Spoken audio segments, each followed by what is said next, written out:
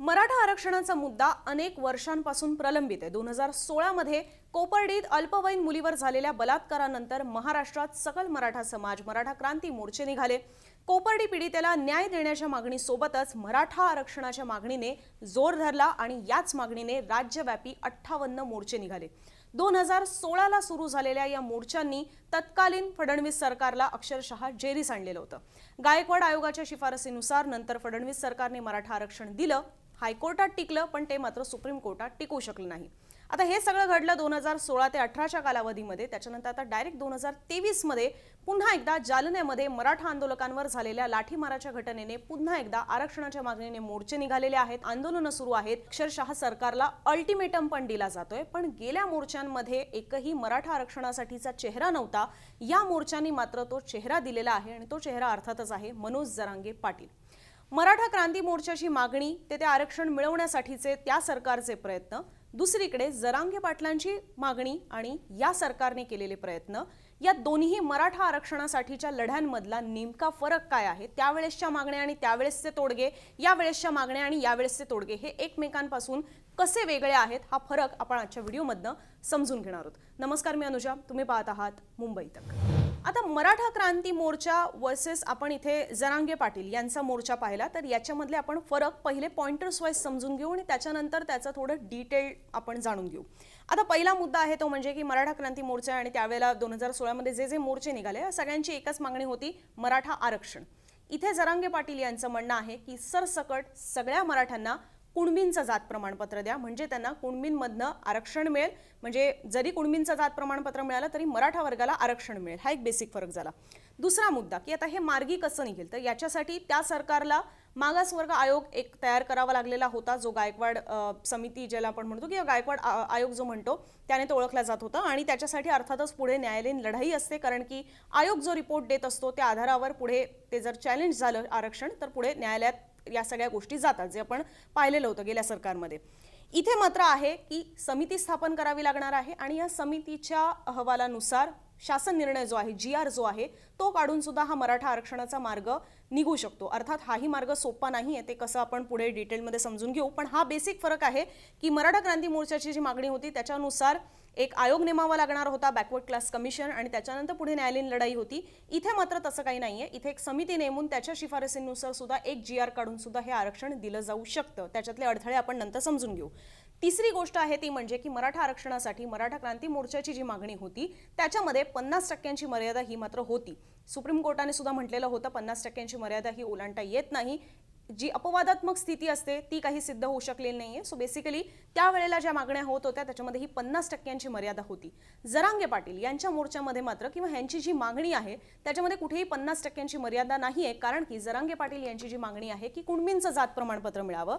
जर ते जात प्रमाणपत्र महाराष्ट्रातल्या सरसकट सगळ्या मराठा समाजाला मिळालं तरी सुद्धा त्यांना मिळणारं जे आरक्षण असणार आहे ते 50%च्या आतच असणार आहे, कारण की एक्झिस्टिंग महाराष्ट्रातलं 19% ओबीसींचं जे आरक्षण आहे त्याच्यामध्येच हे ॲडिशन्स होतील, त्याच्यामध्ये लाभार्थी हे वाढतील, पण 50%ची मर्यादा ही त्याच्यामुळे ओलांडली जाणार नाही, त्यामुळे तो धोका इथे नाहीये। पण आता याच्यात अनेक अडथळे आहेत, याच्यात काही राजकीय अडथळे सुद्धा आहेत, काही टेक्निकल अडथळे सुद्धा आहेत, तर ते सुद्धा समजून घेणं गरजेचं आहे। त्यामुळे आपण पुन्हा एकदा ह्याच सगळ्या गोष्टी आता सविस्तर समजून घेऊया।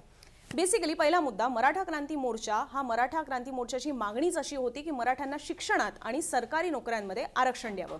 यावर तोडगा काय, तर एक बॅकवर्ड क्लास कमिशन नेमणं। फडणवीस सरकारने मराठा आरक्षण देण्यासाठी मागासवर्गीय आयोगाकडून सर्वेक्षण सुद्धा सुरू केलेलं होतं।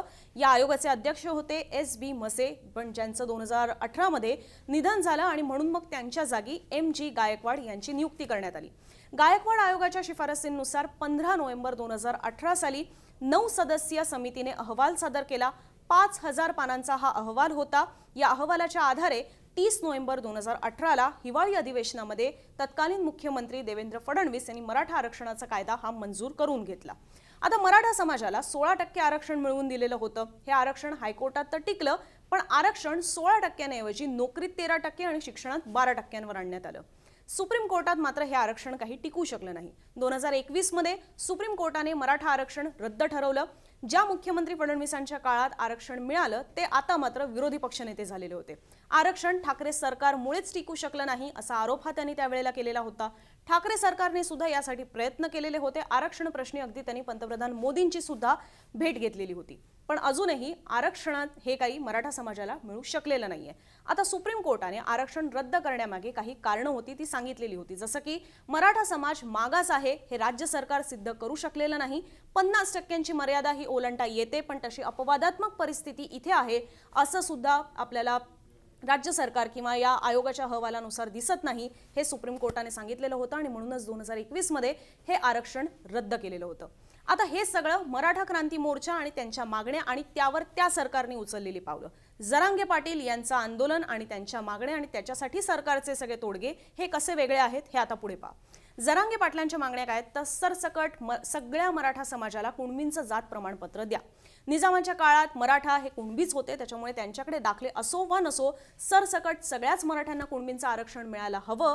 सरकारने नेमलेल्या समितीला सुद्धा 5000 दाखले मिळालेले आहेत, त्याच्यामुळे याच्यावरनं गोष्ट स्पष्ट होते की निजामकालीन कुणबी असल्याच्या नोंदी या आहेत। त्यामुळे यावरूनच निष्कर्ष काढून मराठ्यांना कुणबींचं जात प्रमाणपत्र द्यावं यावर जरांगे पाटील ठाम आहेत।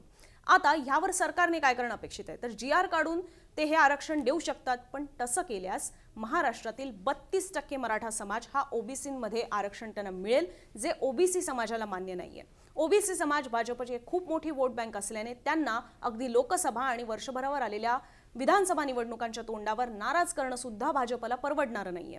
त्यामुळे इथे सगळी मेख आहे, इथे आरक्षण देणं एक वेळ शक्य आहे, पण हे याच्यामुळे कुठली न्यायालयीन लढाई सुद्धा लढावी लागणार नाही, कारण की इथे जे आरक्षण द्यायचं आहे जरांगे पाटील यांच्या मागणीनुसार त्याच्यामध्ये एक्झिस्टिंग ओबीसींचं महाराष्ट्रातलं जे 19% आरक्षण आहे त्याच्यामध्येच लाभार्थी वाढतील, त्यामुळे याच्यामध्ये कायदेशीर पेचप्रसंग येणार नाही। पण इथे ओबीसी समाजाची नाराजी मात्र वाढेल, कारण की त्यांना जे मिळणारं 19% आरक्षण आहे याच्यामध्ये 32% मराठा लाभार्थी जे आहेत ते वाढतील आणि ते त्यांना चालणारं नाही। आणि म्हणूनच आपण पाहतोय की जरांगे पाटील यांचे मोर्चे यांच्या आंदोलना पाठोपाठ दुसरीकडे ओबीसींचे सुद्धा उपोषण सुरू आहेत, त्यांची सुद्धा आंदोलनं सुरू आहेत आणि म्हणूनच त्यांची सुद्धा नाराजी ओढवून घेता कामा नये, म्हणून शिंदे सरकार वारंवार त्यांना आश्वासनं देतंय की तुमच्या आरक्षणाला धक्का लागणार नाही आणि त्यांच्यासोबत सुद्धा बैठका या घेतल्या जात आहेत। त्यामुळे बेसिकली पाहिलं तर इथे मराठा क्रांती मोर्चाची जी मागणी होती ती 50%च्या आतमध्ये ते आरक्षण देण्याची होती आणि सोबतच ती न्यायालयीन लढाईमध्ये सुद्धा तिकडे ती जाणार होती, तो त्या आरक्षणाचा भाग झाला।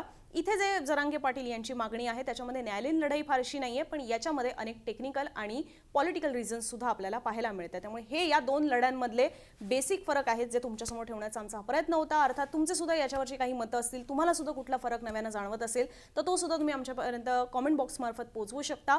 मराठा आरक्षणासंदर्भातल्या जरांगे पाटील यांच्या मोर्चांसंदर्भातल्या आणि त्याच्यासाठी शिंदे सरकारच्या सुरू असलेल्या प्रयत्नांसंदर्भात सविस्तर बातम्या तुम्ही मुंबईतक.in या आमच्या वेबसाईटवर सुद्धा वाचू शकता। तसेच वेगवेगळे व्हिडिओ मुंबई तक आमच्या या YouTube चॅनलवर सुद्धा पाहू शकता। बघत रहा मुंबई तक।